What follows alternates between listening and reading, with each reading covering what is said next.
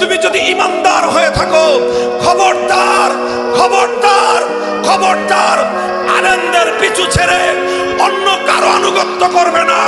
যারা তোমাদেরকে আলেমদের বিপক্ষে ডাকবে তাদের কপালে লাথি মারবে, লাথি মারবে, লাথি মারবে। এই যে ঘুম থেকে উঠলেন, ব্যাস ব্রাশটা নিয়ে দৌড়ে চলে গেলেন বাথরুমে, কি জন্য?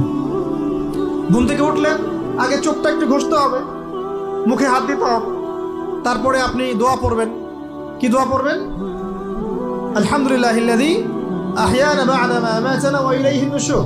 তারপরে আপনি যাবেন বাথরুমে। দোয়াটা না পড়ে কেন গেলেন? ঘুমাচ্ছেন, ঘুমানোর আগে আপনি অবশ্যই বলবেন।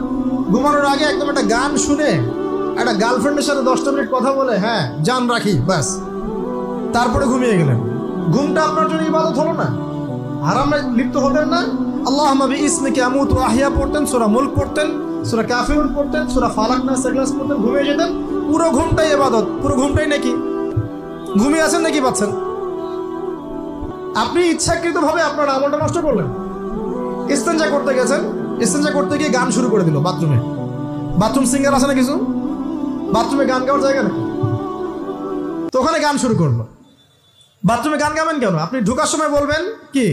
বিসমিল্লাহ আল্লাহুম্মা ইন্নী আউযু বিকা মিনাল খুবসি ওয়াল খাবাইস। এরপর ইস্তেঞ্জা করবেন, তারপরে আপনি গুফরানাকা বলে বের হয়ে আসবেন।